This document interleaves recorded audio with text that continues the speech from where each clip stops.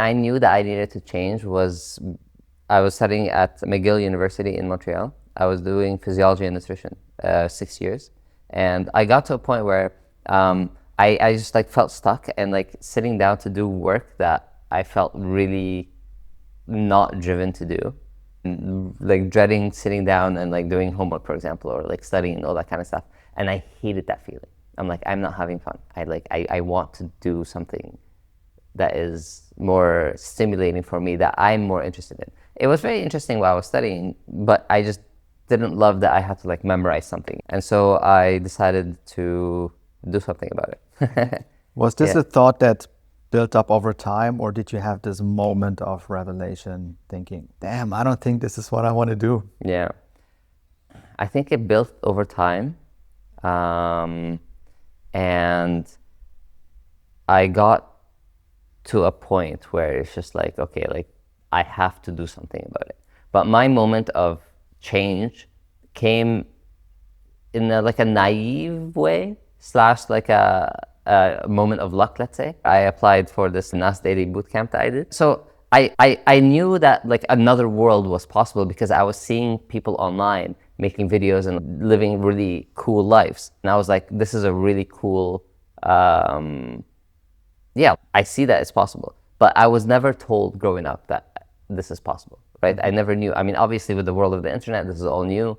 But, you know, coming from like a Syrian background, my parents, like, I mean, maybe you can relate to this, I don't know, but like the options for me was to be an engineer, a doctor, a lawyer, you know? Exactly. And so I never knew that I could explore something else in that way. And so when I saw these like people online, and at the time, like, for example, like Casey Neistat on YouTube or NAS Daily on Facebook, and I was like, hey, this is cool. Maybe there's something here that I can do. I decided that maybe I want to try. But the first video that I ever made was actually when I saw NAS Daily make this video saying that he's looking for an editor, someone to help him travel with him and basically make videos with him. So I was like, you know what, like I need a project to kickstart my video creation journey.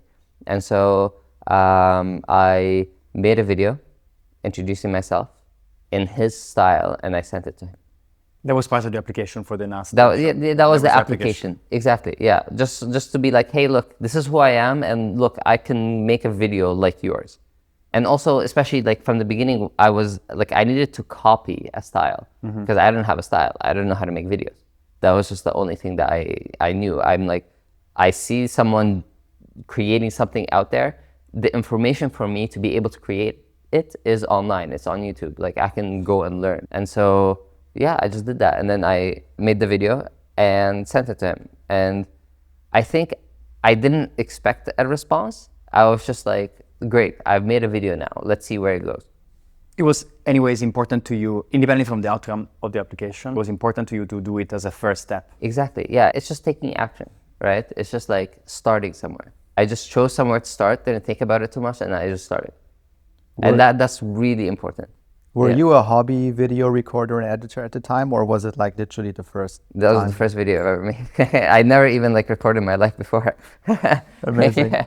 I did have a camera though, because I love taking photos. And so I was also like learning how to take photos, but it was mostly like, I have an old Instagram account and that's basically all like travel, like photography, landscapes, cityscapes, you know, like maybe portraits here and there. So I started with photos, but I never like really thought about video before.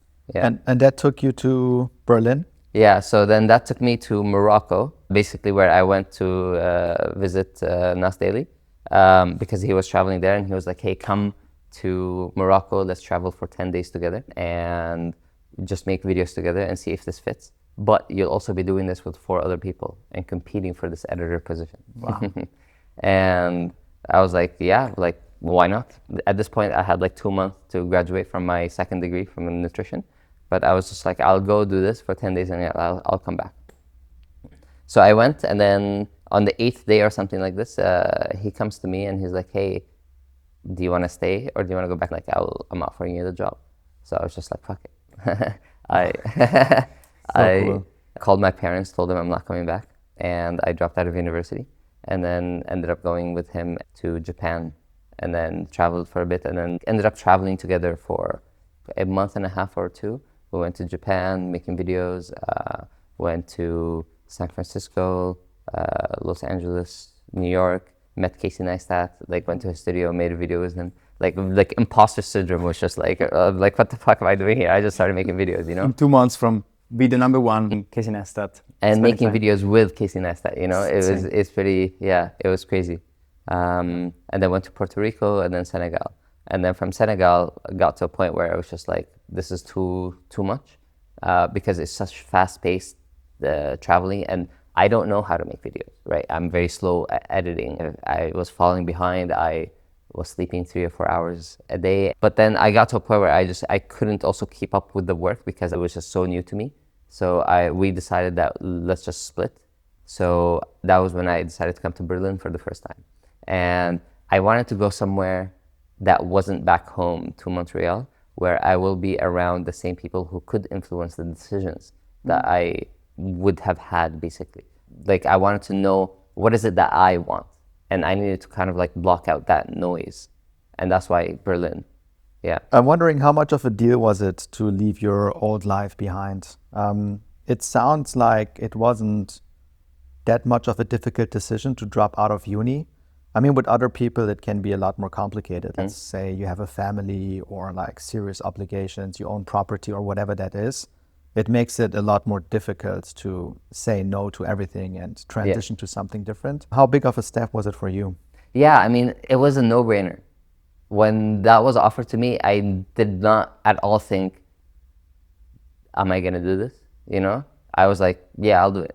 And that comes from the whole having no real responsibilities at the time in Montreal, and also coming from a place of privilege, for example, where I can do this because, you know, my parents, they don't need me to like work and send money for them, for example, or be there taking care of them for any health reasons or something like that at the time. And so I was just like, you know what, I'm gonna go and do this for myself. Yeah. How do they feel about what you're doing now, not being a doctor or engineer or lawyer? Yeah, I mean, complicated. They were very supportive from the beginning, where I was just like, I'm gonna do this. When I called my mom and told her I'm not coming back, she cried on the phone. But she was just like, go do what you need to do, which was really nice, and they've always been supportive. But then when I was in Berlin, and I had got to a point where I was fortunate enough to make a living out of my creativity from the moment that I made the first video ever.